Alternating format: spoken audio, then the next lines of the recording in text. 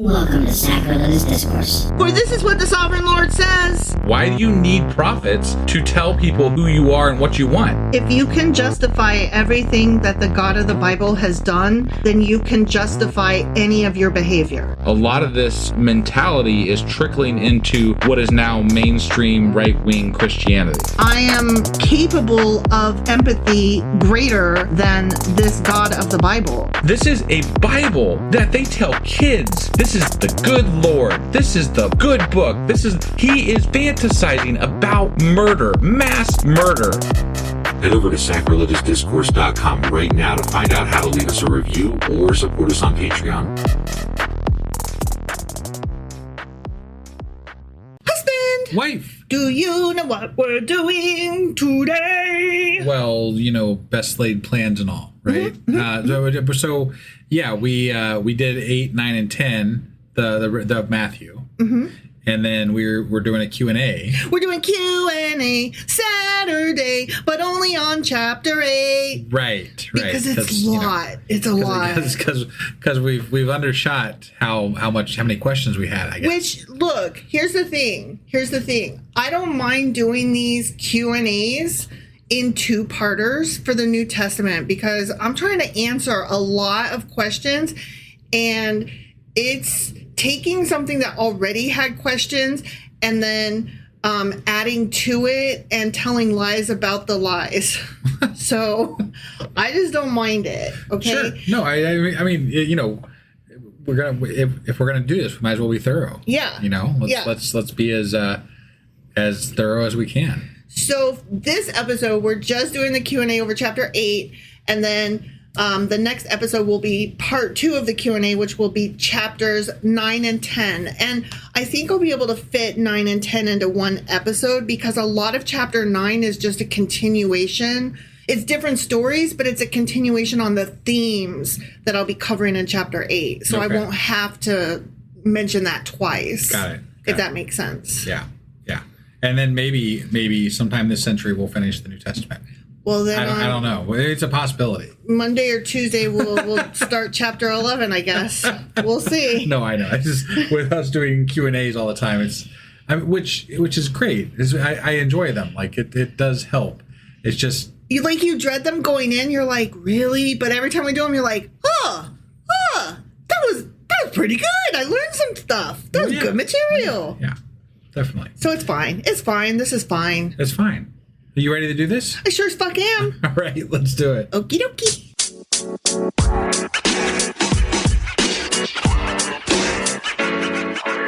All right, we are hopping into Matthew chapter 8, 9, and 10 Q&A that's only over chapter 8. Right, so just 8. Just 8. Yeah, only 8.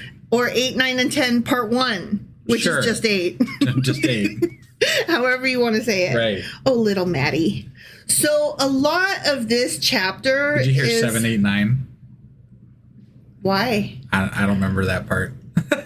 Wait. 6 was scared. Oh yeah, there's more to it. Yeah. Why was 6 scared of 7? Because 7, 8, 9. That's right. Yeah. You're so stupid. Sorry. You got it wrong. All right, listen. I'm listening. Okay, so a lot of chapter 8 and actually chapter 9 too is just theological propaganda in the ancient sense. No way, not that. Totally. Not propaganda. No, it's totally. There are stories arranged to make a claim about who Jesus is. I mean, we knew that going through it. We were literally reading the Bible going, this is propaganda. This is bullshit. They're just making claims. And then yeah. Like it was obvious just reading the fucking book. Yeah. Well, what's really cool is that when we get to, this is Matthew. When we get to Mark, they both start with M, so I have to think real hard about which one is which. Right. But this is Matthew. But when we get to Mark, which apparently came before Matthew and that Matthew borrows from. Okay. So when we get to Mark, he tells a lot of the same stories apparently, but takes a longer time to do it, and Matthew just speed runs it. Got it. And he's like, no, let me put this in a better order for you. He's not about the accuracy of what happened. I mean, as though, right. That's doing some heavy stretching there. Right, yeah. He's just trying to put it out, and he's the propaganda man. Okay. Yeah. Yeah. A first century Jewish audience would notice that Jesus interacts with a series of people who are in different ways outsiders. So I don't know if we caught this the first time going through chapter 8, but just in case we didn't, it's a story about a leper who is ritually unclean, a Roman centurion who is an enemy occupier, a woman, that's disgusting, Peter's mother-in-law, demons who are social outcasts. I mean, obviously, because because they're demons. They're demons, which came out of nowhere. Yeah, but okay. And Gentiles in pig raising territory. So these are all outsiders that Jesus is helping and touching and interacting with. I have to say this before I lose it, and I should have said it earlier when we were talking about it, because now it's lost some of its punch. But do you know when the Bible is most accurate? When it's thrown at close range. When it's thrown at what? When it's thrown at close range. What?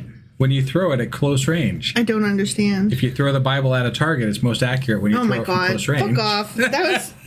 Look, I'm too autistic for that joke. I'm like trying to get. I'm like what are you not getting? It's that's I'm trying to get the deeper meaning of the question, and there was I'm on dad joke mode tonight. Oh my God, I could tell. Yeah, sorry. Stop. You need to fucking stop. So this chapter and the next one, which again, remember I said in the intro that chapters 8 and 9 are very much on theme with each other. Yeah. Okay. Although the stories differ, they're the same theme. Right. So these two chapters repeatedly ask who gets access to God's kingdom. And Matthew's answer to that question is kind of surprising in that it's not necessarily the people you would expect. Right. So the chapter starts out with great multitudes following Jesus. And this is when he heals a leper. Okay. The leper makes his request. And then Jesus touches the leper, and the leper's cleansed. Awesome. And Jesus commands the healed man to give testimony of his healing to the priests only. Right. And we were like, why?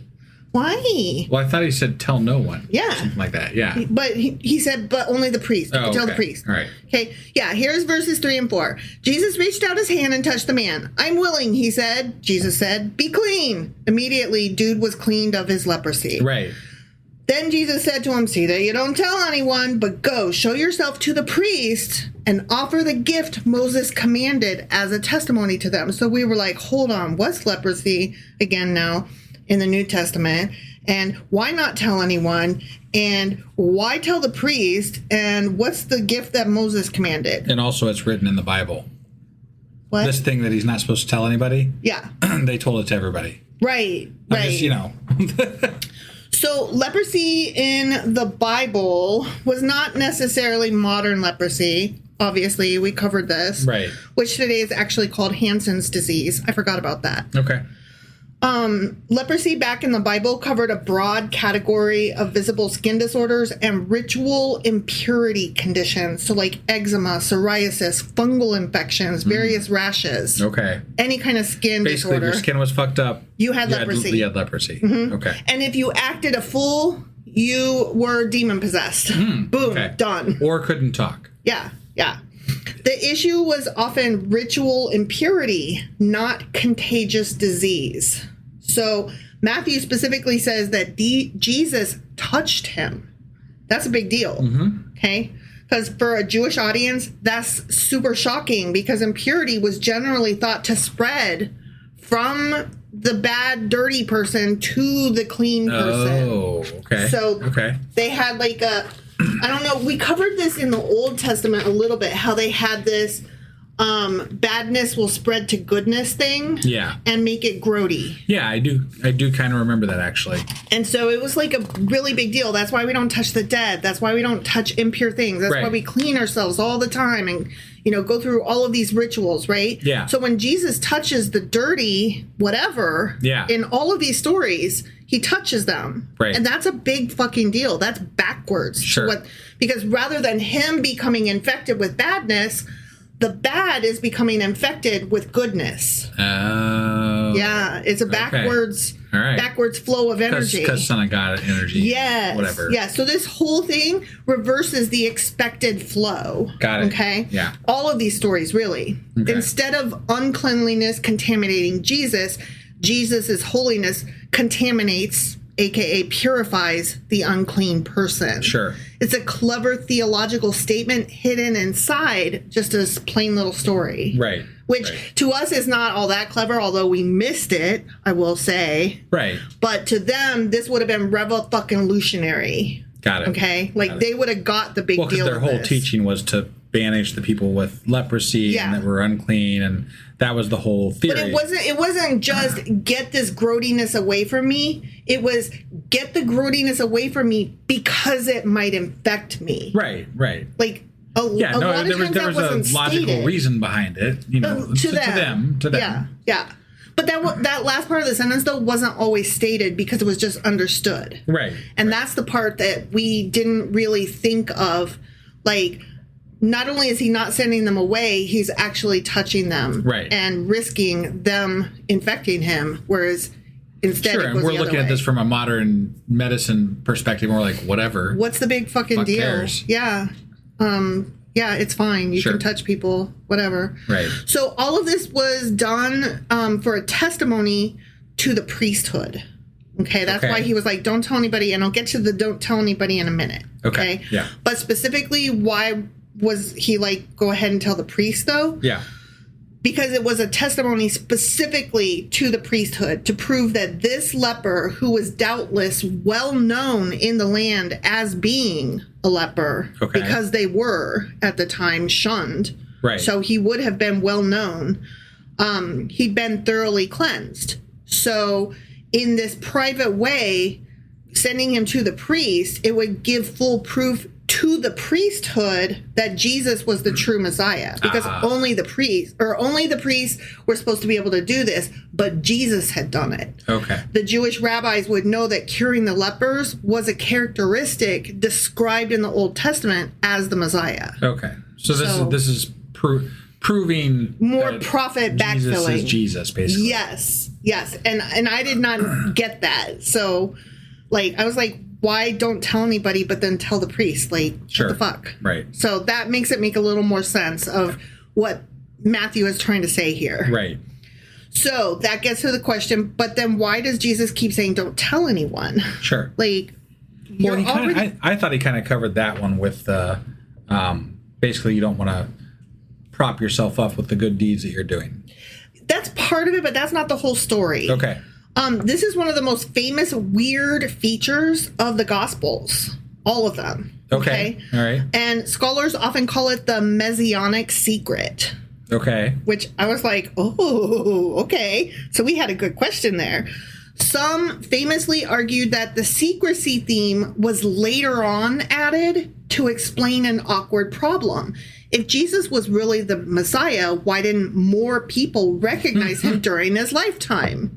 Great question. Right? Yeah. One that I had in the middle of the freaking episode. Yes, exactly. So what I'm hearing is that the secrecy thing is just bullshit to explain why no one knew about him. Right. It's like he's walking around healing people willy-nilly left and right. Right. And some people know him on sight and join his Tucci gang. According to the story. According to the story. Right. Right. But at the same time, Jesus is like, shh, don't tell anybody. Right. So it's like... Because what? apparently nobody actually knew. Right. Exactly. So other possible explanations are crowd control and political danger. If word spread too fast, crowds might become unmanageable because everybody wants to be healed, right? They hear it. I mean, we've seen some of that where everybody's like chasing after them. Yeah. Like, heal me. What about me? Can I be healed too? Again, according to the story. According to the story. Right. Roman authorities might see him as a rebel king too soon. Sure. If the word got out too soon. So Okay. he was trying to keep this somewhat on the DL. And we will see why that's problematic later on. I'm going to get to that by the end of this chapter. Okay. Okay.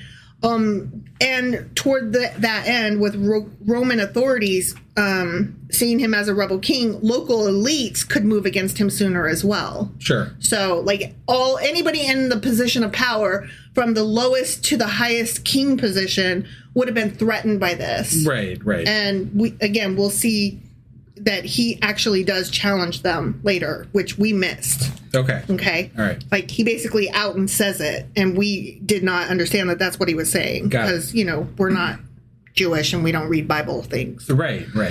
So let's not forget, though, that the word Messiah has political implications here. Okay? It's not just like, yay, a savior's going to come. He's not a savior. You're lying. It's also like super political, not just magical. Okay?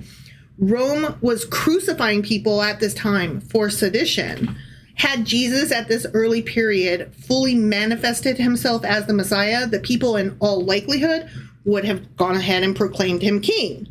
And this would have excited the hatred of the Jewish rulers and the jealousy of the Roman government, and his further preachings and miracles would have been impeded.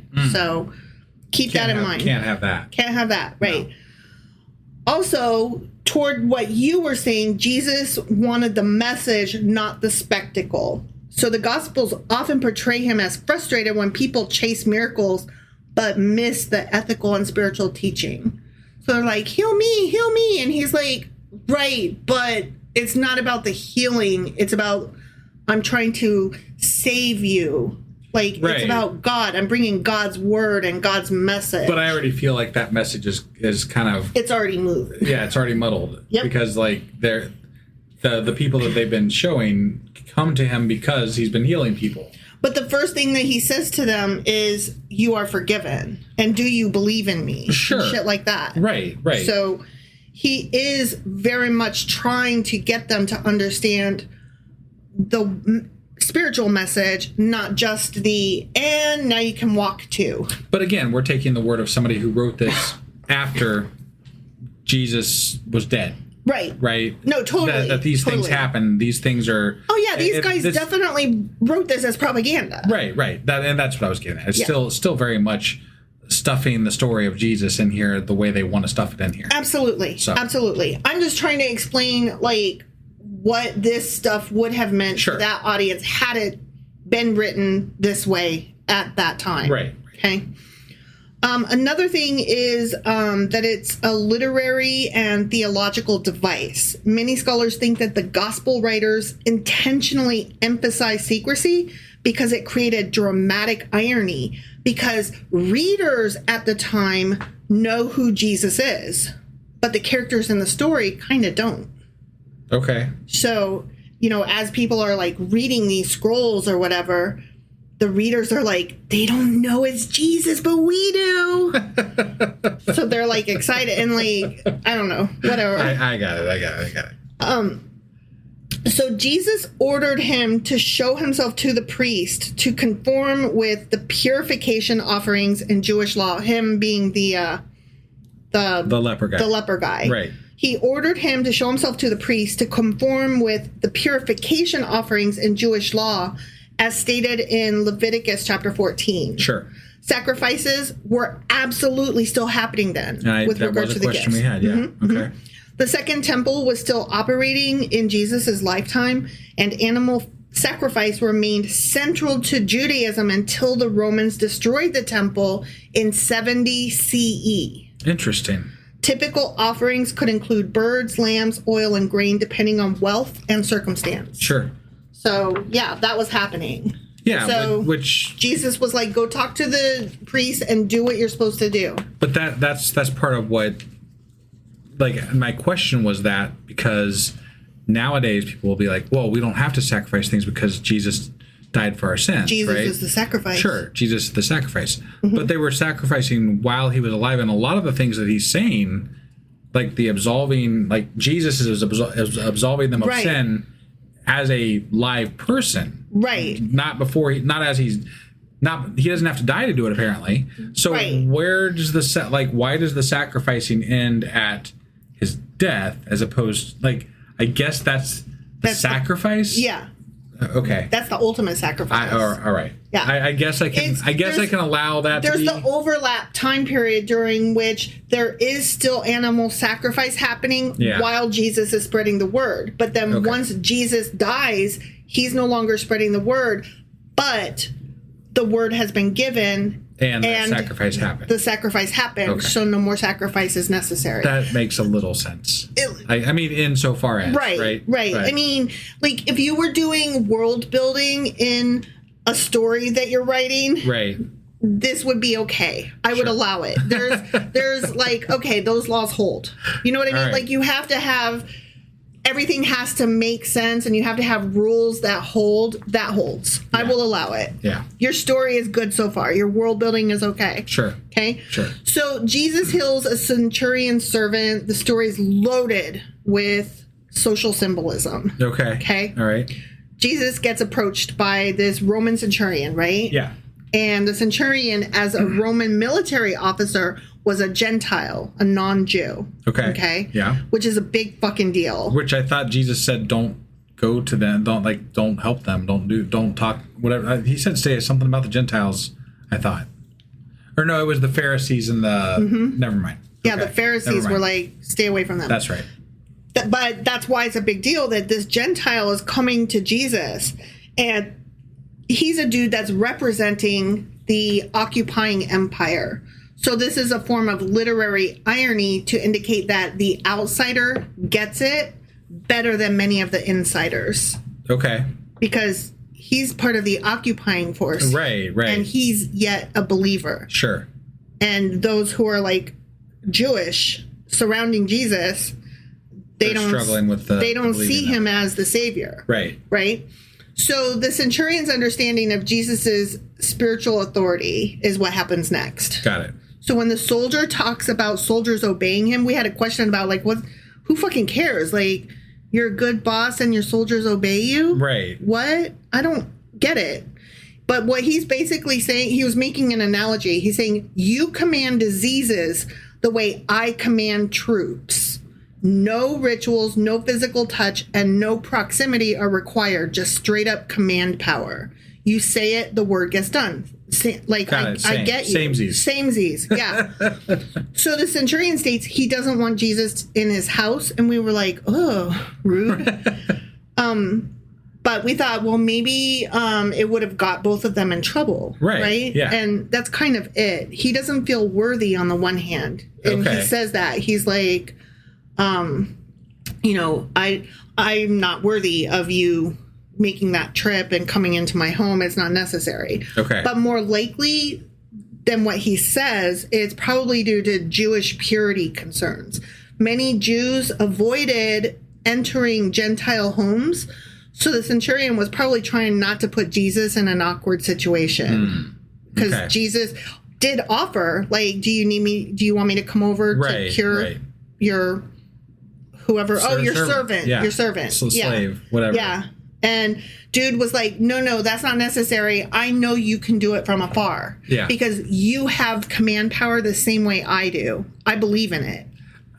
I mean, okay. Yeah, I find it quite amazing that he's able to heal somebody from afar that he's never met. Yeah. I'm like, that's magic. How did that happen? That is some straight up magic. I mean, it didn't happen, just to be clear. But, like, you know, that's why that it just feels very stretching the boundaries of what could have happened, you know? It's so fucking contrived. Because it doesn't happen a lot elsewheres. Right. You know? So it's kind of annoying. Yeah, I mean, why does he have to travel around and heal people? He could just, like, be like, that person over there. He could just sing his lazy boy and be like, boom, healed, boom, healed. Susan over there in Kansas, boom, healed. Yeah, and then you wouldn't have to, like, you know, tout anything. He'd just be, like, healing people for the hell of it. Right. Yeah.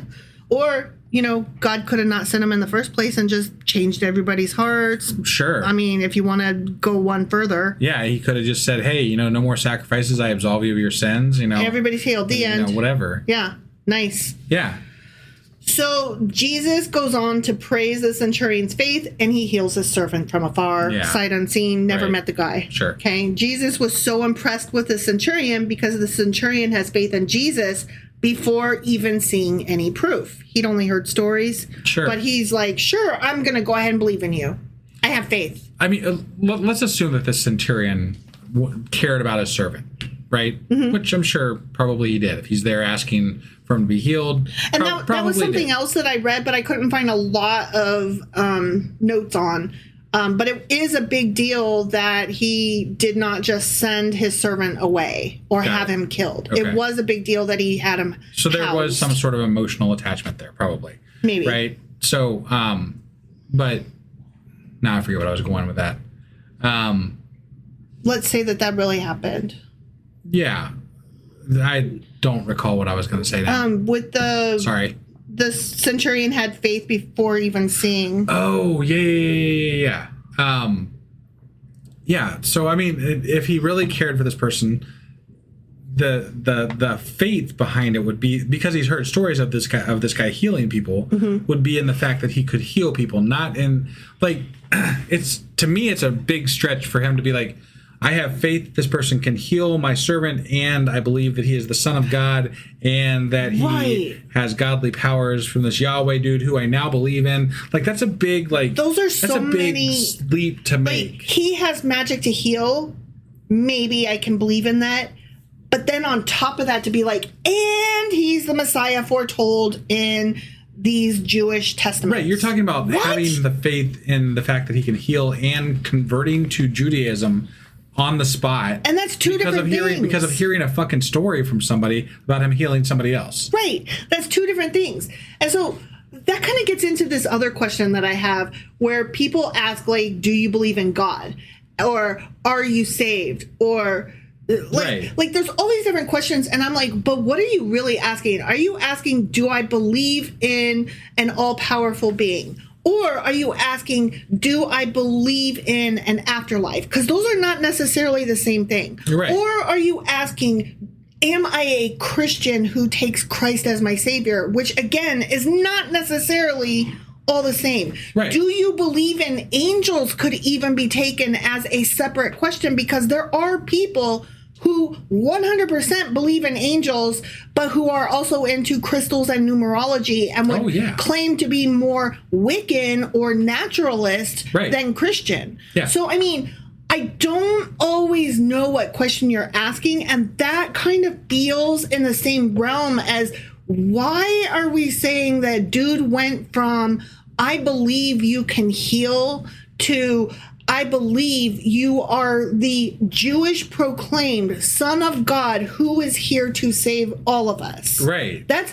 two different questions. Yeah. Like, I believe in the Big Bang versus, like, God snapped his finger. Like, that's another question. You know what I mean? Like, sure.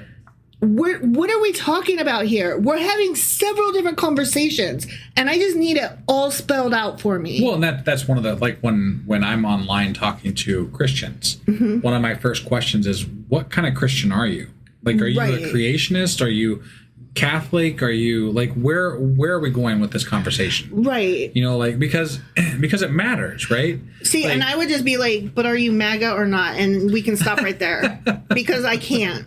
Well, yeah, but it does actually matter when you're having a conversation with someone who is Christian. Yeah. As to what version of Christianity they are proclaiming, because there are different arguments they all make.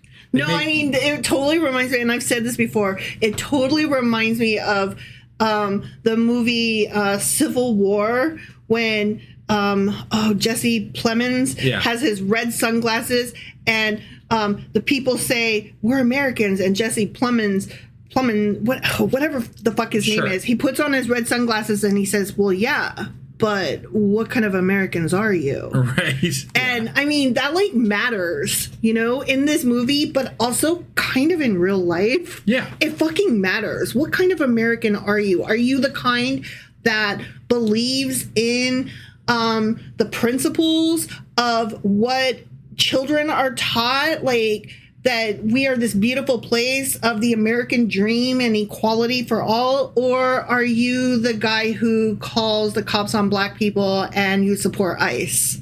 Like, what kind of American are you? Yeah. Like, honestly, it matters.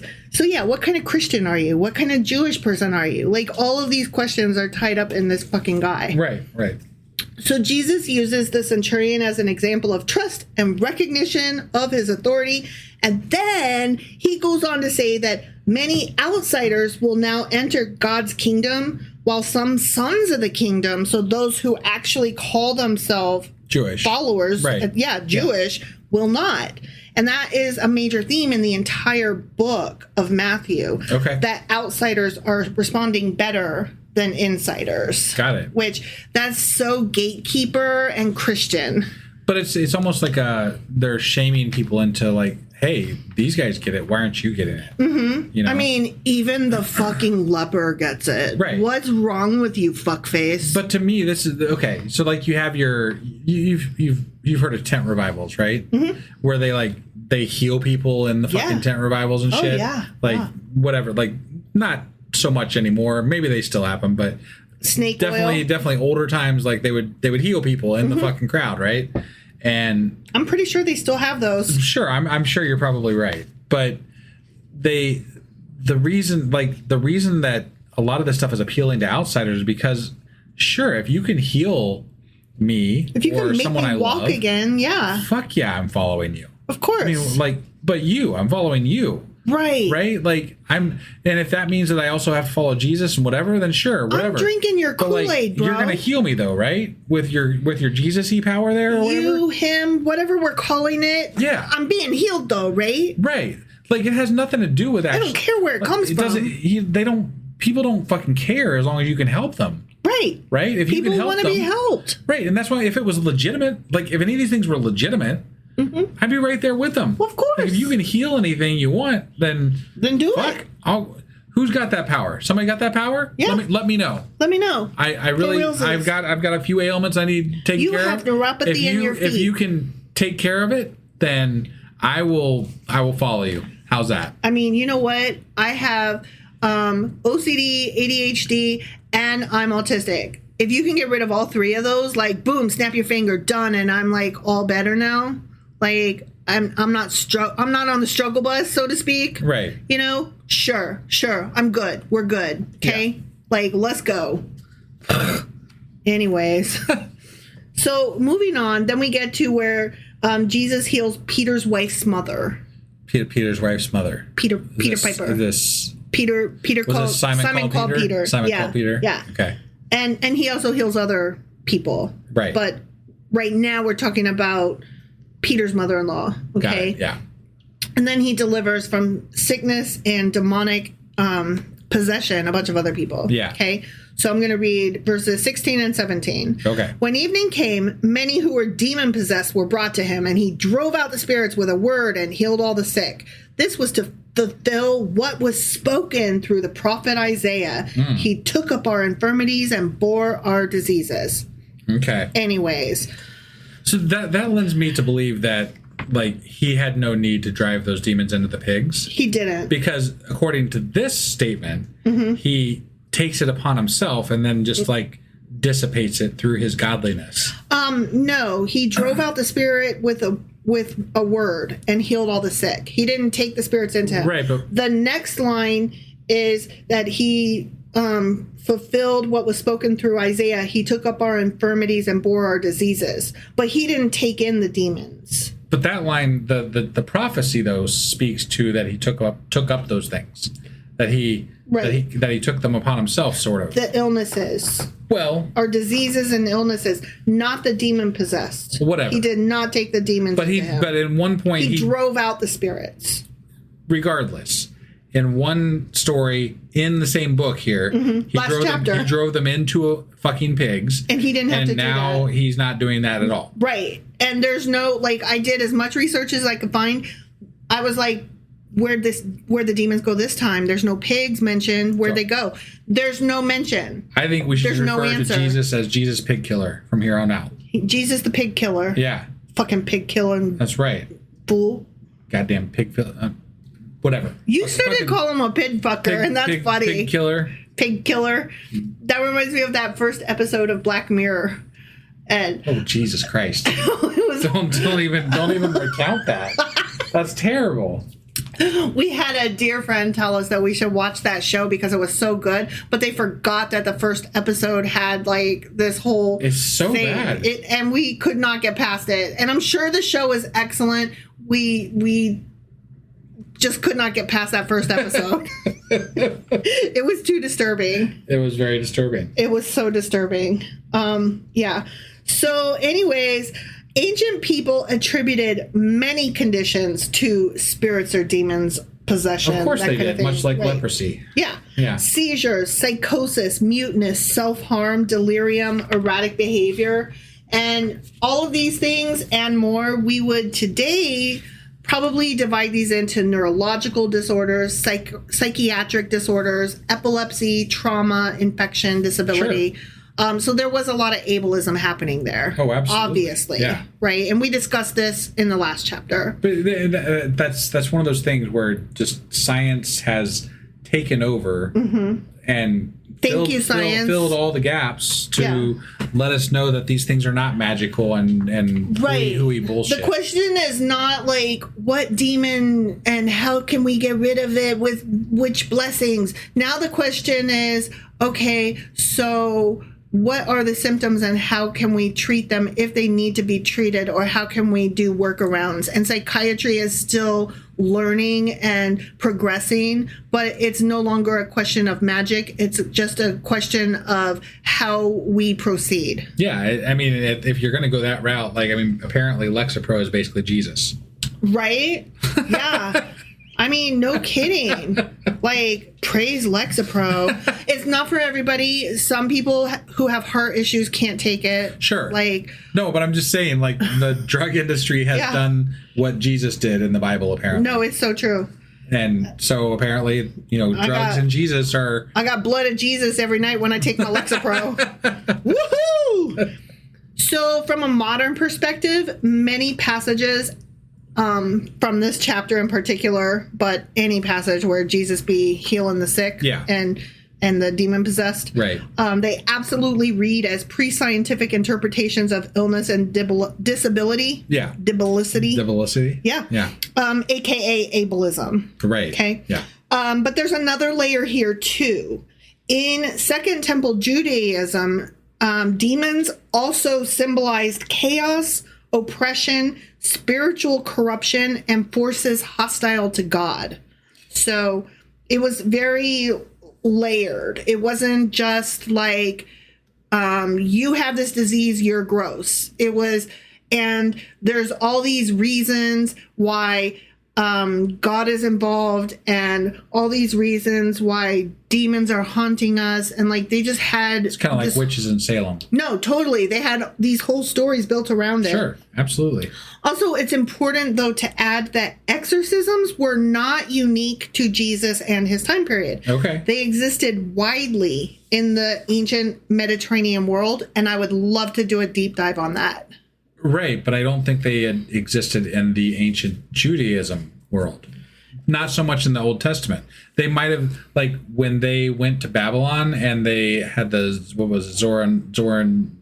Zoroastrianism. Yeah. They maybe that's where, that would have been more Mediterranean. Like, not that they're not Mediterranean, but, like, I feel like they picked that up from other cultures. Probably.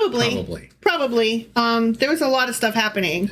Sure. It wasn't just Jesus is the thing that we're saying. Right, yeah. There was a lot of stuff going on at that time. Yeah. And exorcism was happening all over the fucking place. I just feel like we would have heard about exorcisms and demons in the Old Testament at some point. Right. If they thought they existed back then. No, it was just like this time period between the Old and the New Testament was rampant. With demons? With fear and expectation that a Messiah was coming soon. Yeah.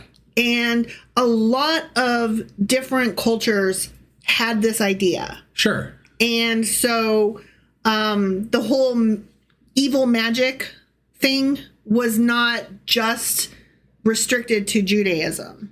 Well, it's an easy way to dismiss people you don't want to deal with, right? I mean, that's what the witch trials were all about. Yeah. Yeah. So, okay. So, but let's go back a minute to the whole, what was spoken through the prophet Isaiah. Yeah. because, like, I always have to go back and be like, where'd you get that from? Right. Okay, so what they're quoting there is from Isaiah chapters 52 and 53, the end of 52 into the beginning of 53. Okay. So starting at 52 verse 13 through 53 verse 9. Okay. See, my servant will act wisely or will prosper, depending on your translation. He will be raised and lifted up and highly exalted. Just as there were many who were appalled at him, his appearance was so disfigured beyond that of any human being, and his form marred beyond human likeness. So he will sprinkle many nations, and kings will shut their mouths because of him. For what they were not told, they will see, and what they have not heard, they will understand. Who has believed our message, and to whom has the arm of the Lord been revealed? He grew up before him like a tender shoot and like a root out of dry ground. He had no beauty or majesty to attract us to him, nothing in his appearance that we should desire him. He was despised and rejected by mankind, a man of suffering and familiar with pain. Like one from whom people hide their faces, he was despised, and we held him in low esteem. Surely he took up our pain and bore our suffering, yet we considered him punished by God, stricken by him, and afflicted. But he was pierced for our transgressions. We commented on that. We did. Yeah. He was crushed for our iniquities. The punishment that brought us peace was on him, and by his wounds we are healed. We all, like sheep, have gone astray. Each of us has turned to our own way, and the Lord has laid on him the iniquity of us all. He was oppressed and afflicted, yet he did not open his mouth. He was led like a lamb to the slaughter, and as a sheep before its shearers is silent, so he did not open his mouth. By oppression, or from arrest and judgment, he was taken away. Yet who of his generation protested? For he was cut off from the land of the living. For the transgression of my people he was punished. He was assigned a grave with the wicked, and with the rich in his death, though he had done no violence, nor was any deceit in his mouth. So there's so much wrong with the description of Jesus there. Well, that's not a description of Jesus. No, yeah. I'm saying that if we take that as a description of Jesus. Right. There is so much wrong with how that image is depicted now. And really, they don't say anything in the New Testament here, in Matthew at least, with regard to him being ugly and detestable or anything like that. Right. So they're skipping a whole major point of that whole proclamation that was made. A lot of people only take, like, when they say, okay, so like the original thing was, let me go back the page here. What was spoken through the prophet Isaiah is the original where we started. Right? Where we started, where we are. Yeah. A lot of people will only take a couple of the verses, but that's why I went longer and went out before and after to make sure I got the whole thing of what dude was saying. Yeah. Okay? Not just a few of the verses. I wanted the whole thing, because here's the thing. In its original context, Isaiah's quote-unquote suffering servant is widely understood by Jewish interpreters as Israel collectively, or a faithful remnant within Israel. And again, that remnant, we're always talking about the remnant. Yeah. Not a future Messiah. In Judaism, we are. Yes. In Christianity, they're obviously talking about Jesus. Well, it doesn't matter what they're talking about. They can say, no, he was talking about this, but the Jews wrote the fucking book. Well, they will tell you what he was talking about. Sure. But again, even with... So the Old Testament had so many inconsistencies, so many contradictions, right? That was a whole portion of what we did, right? Yeah. And so, and it's still true. It's becoming more and more like this is going to be harrowing. Ridiculous. How many fucking contradictions we're going to have to cover in this? This is just. It's ridiculous. Yeah, it's ridiculous. It's absurd. Yeah. But they've been cherry picking from before Jesus. Yeah. And they're cherry picking worse now that they have a Jesus. Yeah. They're just like, and we're going to take that bit and that bit and that bit. Totally. And it's so bad. And then not only that, but you take Christians today and they take this whole thing that was cherry picked back then and they cherry pick it more. Yeah. Like, they cherry pick from the cherry pickings. Holy shit. Yeah. Like, I don't even know what, what is even left? Do we even have cherries anymore? Like, look, I'm not saying that the Jews got it right, okay? Well, no, they didn't. But, I mean, obviously they didn't. But I think I'm going to go with their interpretation. If I'm going to go with any religious interpretation, Sure. I'm going to go with their interpretation of the Hebrew Bible, of the Old Testament, before I'm going to take what the Christians say it says. Well, now, but just to be fair, this group of people is a denomination sect group of Jewish people at the time. At the time, but they're rewriting and pulling from and backstuffing. But even in the Old Testament, things changed from back in Moses' time to when we got, like, there's a lot of upheaval in Judaism. No, I totally get what you're saying, but like, and then it stopped. There was a stopping point, and then the book ended. The end. You know what I mean?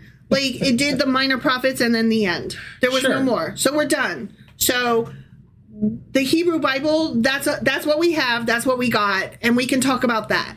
Anything that comes after that, I'm like, you're just a different sect of Judaism, and you're misinterpreting things that were already questionable at best. So you don't even count a bit. That's my take on Christianity at this point. Right, but there is some like, I'm not saying that specifically there, but there is some thoughts even in Judaism still that there is a coming Messiah.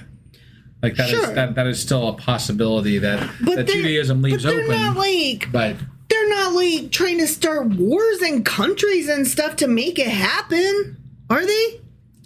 I don't know. America's like real super fucking excited about it. That would be. I guess that's the whole America on Team Israel. So I was going to say you might want to like eat your words there a little bit. So I guess the Israeli Jews are. And there was the whole Palestinian, issue, and I mean, Israel's kind of a warmonger right now. So I would maybe walk that one back a little bit. Well, okay, the Israeli Jews are very excited to bring about the end of the world. Sure, and yeah. Whatever it is they're doing. Yeah. Let's not, though. Right. I don't know. Religion is stupid. Yes. I mean, I think we can all agree on that. Yes. All right. Anyways, Christians later reinterpreted these stupid passages messianically. Yeah. And applied them to Jesus. Right. I mean, that's just a thing. It happened. Right. That's a fact. Yeah. This is one of the major Jewish-Christian interpretive splits. Duh. Right. Yeah. Modern scholars generally agree that Matthew is rereading Isaiah through a very Christian lens. Oh, yeah. Not simply reproducing Isaiah's original historical meaning. Well, because they leave, they leave out generally bits. When they reference it, they leave out the big parts that are different from what they want. And that's why I try to gather verses on either end. Right. Yeah. They're quoting verse 6, and I'm like, okay, let's read verses 1 through 20 just to make sure that 6 is in context. Not that this would ever convince anybody who is vehemently Christian, right? But if you are thinking about, if you're deconstructing, if you're thinking about your religion and going, should I believe that? Then maybe you ought to go back and examine the full context of these things in the Old Testament that you were taught about early on, because that's where these problems really start kind of creeping in. If you're deconstructing, you could ditch the New Testament and just go read the Old Testament and listen. Done deal. Yeah. Listen to our podcast of the Hebrew Bible, which is the Old Testament, and see if you can answer our questions. See if the questions that we have match your own. Right. And you don't have to worry about the New Testament. Just read the Old Testament. Right. And that's what your religion is based on. If you're deconstructing, I feel like the Old Testament is super fucking important. If you're talking about prophecies fulfilled, read the fucking prophecies. Right. And if you get out of the Old Testament and you don't think God's a dick, then I can't help you. Then you were always going to think that, and that's fine. Right. Yeah. Whatever. Right. This kind of reinterpretation was common in ancient Judaism. Early Christians constantly searched the Hebrew scriptures for passages that they believed foreshadowed Jesus. Sure. So they want something. They're trying to find. Yeah. They're trying to find it. Well, yeah. I mean, it's kind of like if you're doing a book report, right? And you have a theory about a character, then you're going to go through the book looking for quotes from the book that support your hypothesis about that character. Yeah. So I'm not necessarily saying that, like, they were doing it wrong, but they were wrong for doing it. You're already talking about a mythical being. Are they? That's true. How wrong can you be? Right. You start out at wrong and you ended up at wrong, so you didn't really go that far. No, you're right. You're right. Moving on, because I just can't. Like, this shit pisses me off so bad. So then we get Jesus. He departs. He's like, I'm out. And two persons offer to be his disciples, and then he teaches them. Okay. Yeah. He speaks to an over-enthusiastic follower about the need to appreciate the cost in following Jesus.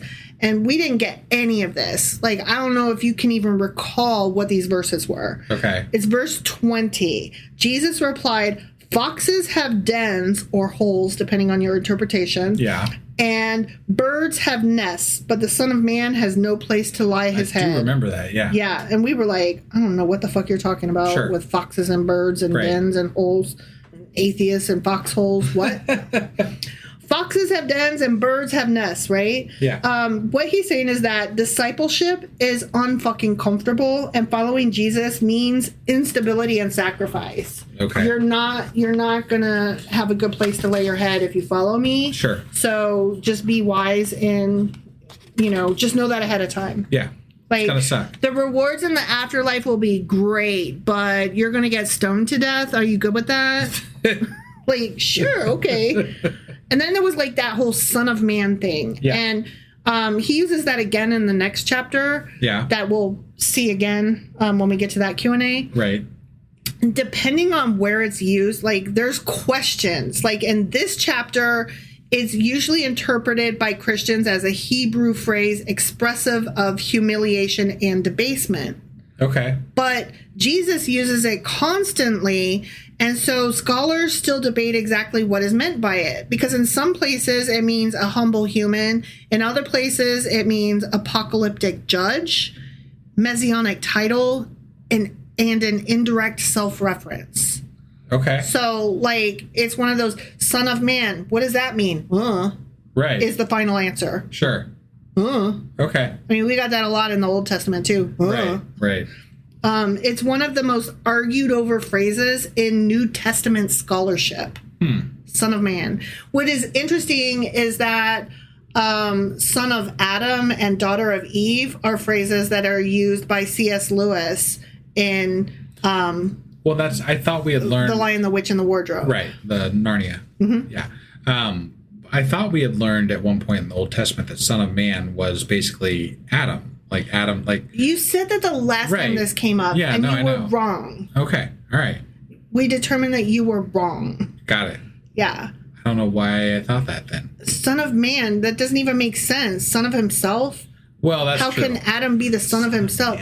You're confusing Son of Man with Son of Adam, which is C.S. Lewis. Got it. So, yeah. And that's fine. All right. That's fine.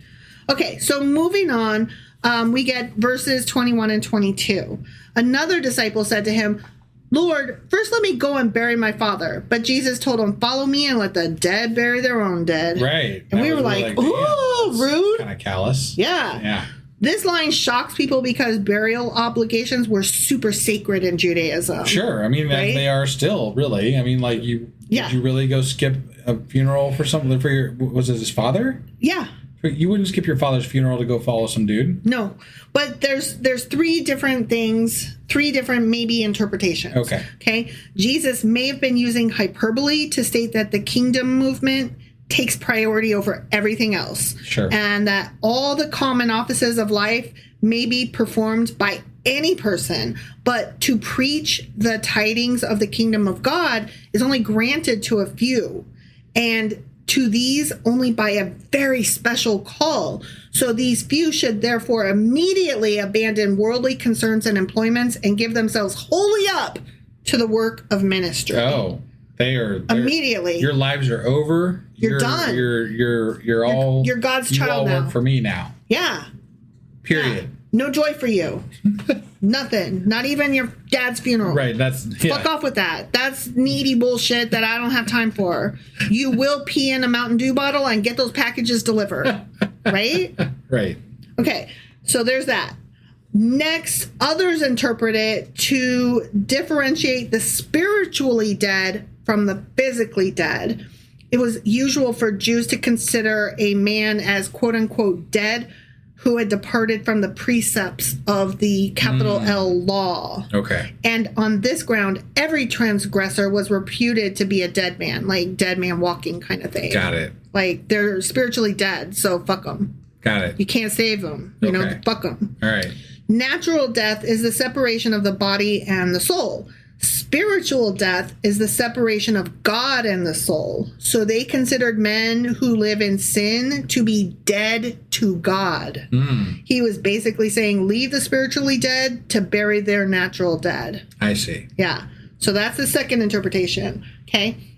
Which that kind of makes sense. I can see what they're saying there, even though I completely 110% think that that's bullshit. Sure. Okay. Yeah.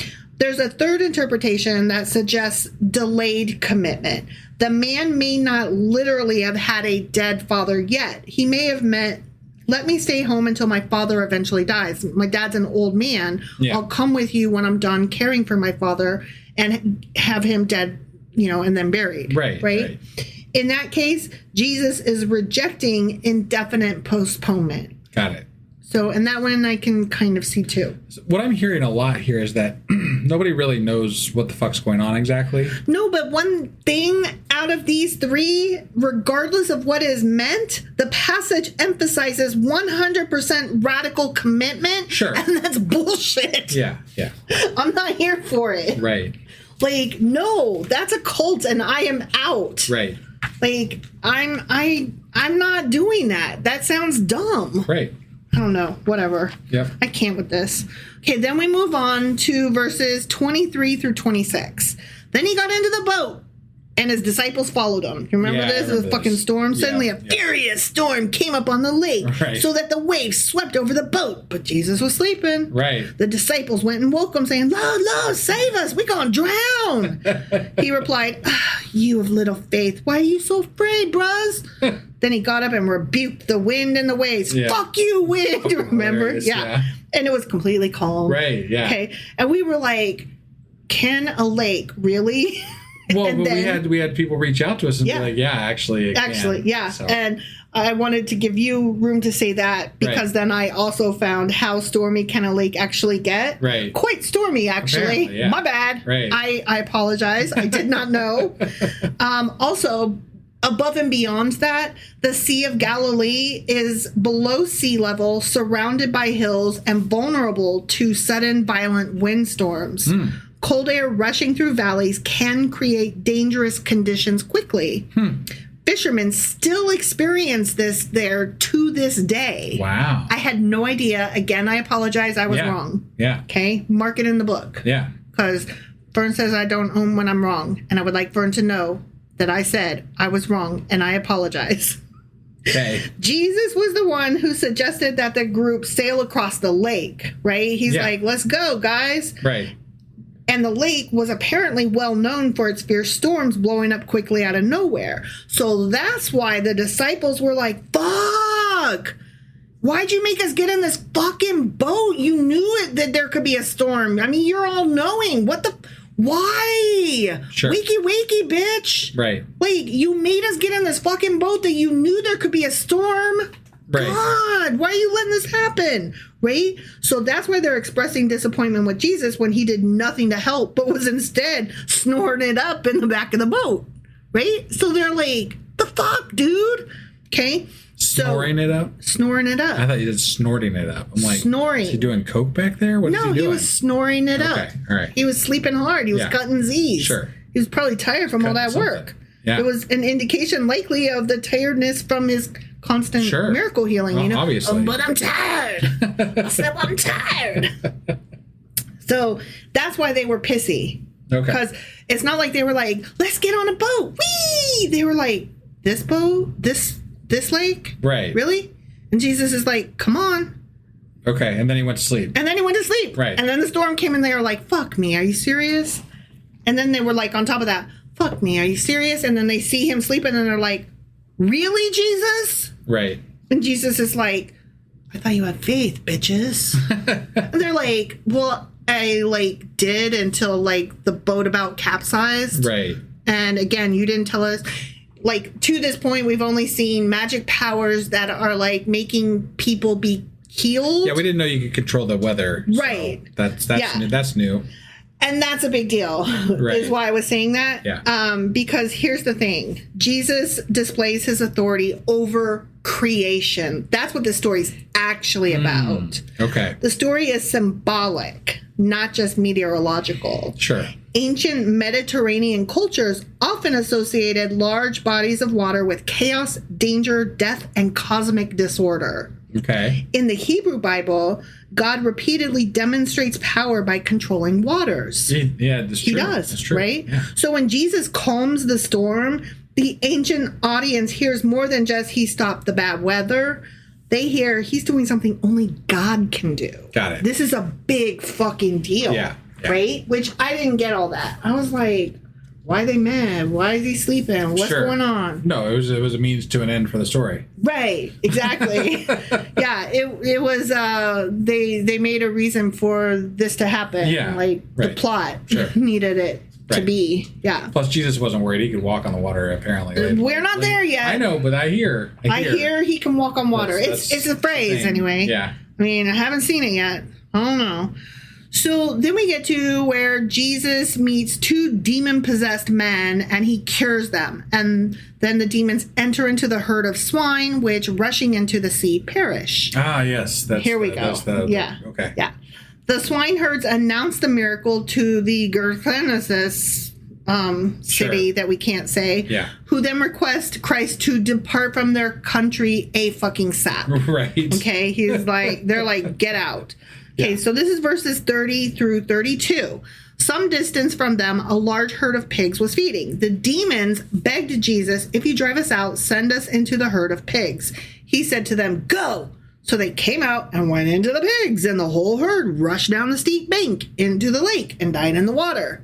What the fuck? And we were like, I'm sorry, what just happened just now? Yeah. Well, I didn't realize that they asked to be. Mm-hmm. The demons asked him to. Yeah. Okay. All right. Yeah. That's weird. Yeah. Okay. They were like, if you're going to send us out, put us in the herd of pigs, Okay. which is really weird. And then they ran down And drown. Yeah. Yeah. Okay. So at first, the pigs would strongly suggest that this was Gentile or mixed territory because Jews generally did not eat pork. We had Right. questions Yeah. about this, right? Yeah. Because of dietary laws that were given in Leviticus and Deuteronomy. Sure. But the region of this city, Gadarenes or Gerasenes, it depends on what translation you're reading. Okay. There's like 6 different ways that this city could be spelled. Oh, that's Yeah. fun. Right? Yeah. So it was part of the Decapolis area. Remember, we talked about the Decapolis was a city composed of 10 smaller regions, and none of them had their own little name, so they just called it the Decapolis. Yeah, I kind of vaguely remember that. Yeah. So that the Decapolis was heavily influenced by Greek and Roman culture and contained many Gentiles. Okay. So that's very likely what that area was. Okay. So the fact that pig farming occurred there is actually not surprising. It was surprising to us because we're like, what? Yeah, because we didn't know where they were exactly. Yeah, So- exactly. So it's not a surprise, though, that these folks were pig farming. Got it. Okay. Okay. Pigs may have been used for food, trade, Roman military supply, or economic livelihood. Okay. These were in all probability Jewish property, though, and thus kept and used in express violation of the law of God, and therefore their destruction was a proper manifestation of the justice of God. So a lot of notes went back and forth on that. Like, a lot of like Christian scholars would be like, yes, those Jews were bad. They were Jews and they were doing wrong. But then other scholars that are not Christian would be like, maybe it was Jewish, but probably more like Gentiles because it was Roman area. If this was a Roman and Greek area, then maybe not. Then right. too. So it just depends on which scholar you go with. I'm going to lean towards, I bet it was Gentiles. Well, but it does matter though with regard to what happened, right? I mean, and to me it feels more like Gentiles because no one liked. They wanted them out. They're like, get the fuck out. Yeah, exactly. So the question was, why send the demons into the pigs? Yeah. Right? Yeah. So here's the thing. For one thing, I'm going to tell you this first, and then I'll tell you something else. Pigs symbolized uncleanness to Jews, so there's obviously that symbolic resonance, which I think I even said at the time. They're uncloven. Right. Or they are cloven animals, and that makes them unclean, and that's why. Blah, blah, blah. Unclean spirits entering unclean animals, blah, blah, blah. Right. Also, demons going into animals visibly proves that they left, and the destructive stampede dramatizes the danger of the demons. Right? Okay, here's another thing, though. A lot of Christian apologists will say that a lot of times when the unclean make a request, God will grant it if it goes ahead and harms them. To prove the point. So that's why they ran into the whatever. He's like, yeah, go ahead. Okay. Go ahead. You're in the pigs now. And then the pigs immediately run into the water and drown. Right? Okay. Some scholars also note a possible anti-Roman symbolism here. Roman legions sometimes used boar imagery. Additionally, the word legion is a Roman military term used in the parallel account, I think, in Mark. Okay. So that sounds, to me, more likely. Yeah. But, whatever. That would make more sense to me. I'm going to go with it was Gentile and it was anti-Roman symbolism. Right. Both. Yeah. That makes sense. Yeah. Right? So then the people asked Jesus to get the fuck out. And we were like, why? Why weren't they happy? I mean, let's, keep in mind that he had just helped two people not be demons anymore, right? And they were violent. Yeah. And they killed the pigs, but still. So we were like, why were the townspeople upset? Shouldn't they be happy that dangerous men were healed?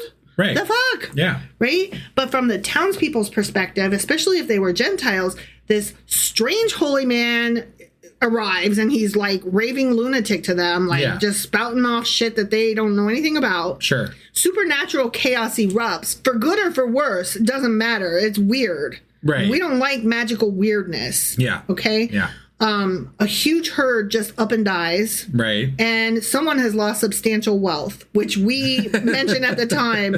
No wonder the pig herders ran into town and were like, Jesus fucking Christ! We just lost our whole fucking head! Right. I don't know why I gave them British accents, but that's what happened. Yeah. Okay? So this story reflects a recurring gospel theme. People react to divine power with fear rather than gratitude. That's the point that Matthew was trying to make. But I'm like, yeah, but you were in land that wasn't welcoming your story. Yeah. So, that's on you. I don't see so much fear as anger. Yeah. This dude just fucking killed a whole herd of pigs. Get the fuck out of here. Yeah, it didn't say they were lucky scared. We don't fucking kill you. It didn't say they were scared. It said, you can leave now. Right.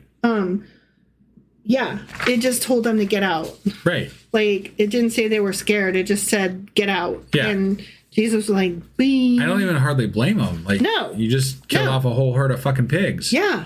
And that's not cool, man. Right. And for all we know, the two quote-unquote demon-possessed guys that were violent, maybe they were protecting the road. Right. Maybe they were, They were keeping them from going into the fucking lake or whatever. Right? Who knows? I don't know. So, another note about demons, though. Demons usually seem to recognize Jesus faster than the humans do. Because the demons, recognized him immediately and were like, Son of David, dude, Right. Like, if you're going to do something with us, send us into the pigs, man. Right? This happens constantly in the Gospels. We're going to see that there's going to be more demons, apparently. Okay. And they will always immediately recognize him as magical, super son of God man. I guess magical people will recognize other magical people. Like meets like. Right. You know? Yeah. So, ironically, his own disciples will repeatedly misunderstand him. The crowds almost always misunderstand him. Okay. Yet the demons 100% instantly know who he is and recognize his power and abilities. That's another point that Matthew's trying to make here. Okay. Okay. Okay. And it's going to be a repetitive literary motif throughout this whole book. We're going to see the demons always get it. To show that he's supernatural or whatever the fuck is going on. Exactly. Okay. Yeah. The people that are either godly and good or the people who are anti-godly bad. Right. Will always recognize Jesus. Because they need to show the undercurrent of all this God shit. Yes. So like, look, it's there. Can't you see it? Right. They see it. It's happening. It's just interesting that normal folk can't see it. Don't get it. Right. They're too normies. Yeah. Yeah. Don't be a normie. You just gotta believe us. Yeah, just be special. Right. Okay. Anyways, so chapter 8 quietly contains an anti-status message. The people who receive praise are not priests, not scholars, and not rulers. Instead, it's sick people, servants, disgusting women. Ew, women are gross. Foreigners, social outcasts. Sure. Right? Yeah. This pattern shows up repeatedly in the Gospels, so we're going to see much more of this, and it's going to make me barf. Yeah. And it likely contributed to Christianity's appeal among lower status populations. Sure, because you always hear how Jesus helped the sick and the poor. And the meek will inherit the earth. Right, yeah. Right? Yeah. That's the part you always hear. Yeah. Right? Of course. So another interesting thing that jumps out in Matthew chapter 8 is that nobody reacts to miracles the way a modern day apologist often imagines that they would. People don't say, a miracle happened. Christianity must be true. It's beautiful. Look at the magic that's happening. Christ is here. Yay. Right. Like, Christians think that that's the way people were just walking around going, Christ is here. Let's celebrate. Whee! But instead, regular people were not doing that. They were reacting with fear, confusion, skepticism, requests for secrecy, and demands that Jesus get the fuck out of town. Right. That's how the majority of people were acting. Question a lot of this. Right. Personally. Exactly. Because again, if you can prove that you're doing this shit, sign me up. Yeah. You know, like. But even when I read that note, I was like, huh. Because even within the narrative itself, miracles rarely produce universal belief. Let me read that again. Even within the narrative itself, miracles rarely produce universal relief. Sure. And that's just kind of cool, actually. Right. Like, it doesn't... These stories, even in the stories, they're not inspiring crowds to believe. Right. Like, your own story is stupid. Yeah. Your own story is calling itself stupid. Yes. That's kind of nuanced in a way. I'm not sure if it's brilliant or just absolutely the worst. Right.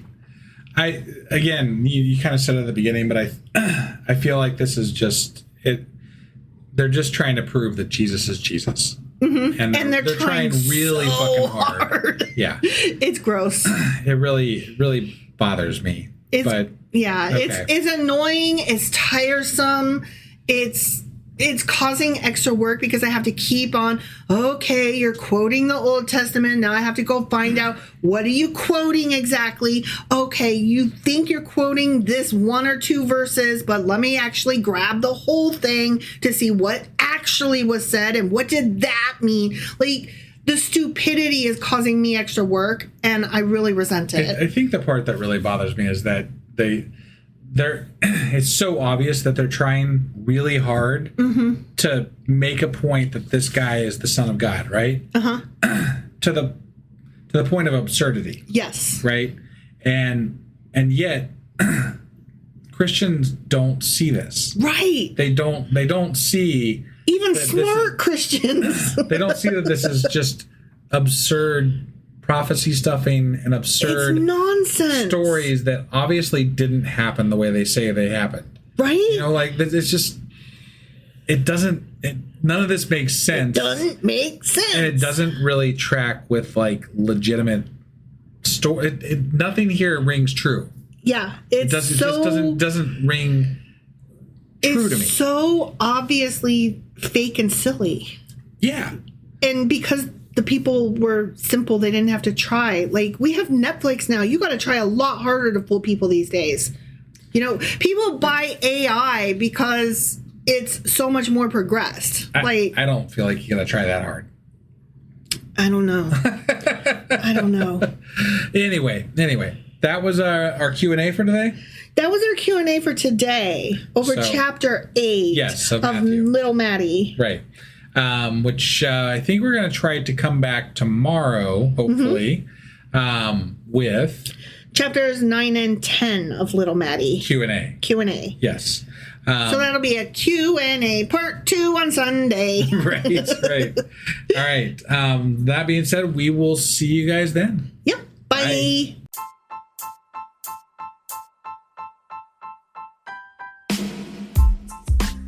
Hey, wife, I guess that's the end? But husband, that's just sad. It doesn't have to be. We are on lots of social media platforms like Twitter. Our handle there is sacrilegious_D. For D's nuts. Oh my God. Stop doing that. Anyway, we're also on Facebook, Instagram, and Pinterest. There's a link to all of our social media sites at our website. Ooh, we have a website? Yeah, it's sacrilegiousdiscourse.com, where you can also find a link to our merch shop. We have a merch shop? Yep, we have podcast-themed clothing, mugs, notebooks, and more, as well as an atheist and science-themed products. Wow, our fans should really go check that out right now. Definitely. They can get in touch with us by sending an email to sacrilegiousdiscourse@gmail.com. But before they do that, we could really use some help. Oh yeah? With what? Well, it's not free running the podcast, and we need some financial support in order to get better equipment, which will free up time so we can concentrate on our podcast and our fans. Okay, so what should they do? Head over to patreon.com/sacrilegiousdiscourse and sign up as a contributor on our podcast. Supporters there receive additional bi-weekly episodes that we record just for our Patreon members for as little as $2 a month. Also, we'd really appreciate it if you would like and subscribe on whatever platform you're using. And Apple Podcast reviews help us out tremendously. Like and subscribe. Leave an Apple review. Join us on Twitter. Support us on Patreon. That's a lot of instructions. Don't forget to say thanks. Thanks. Okay, bye.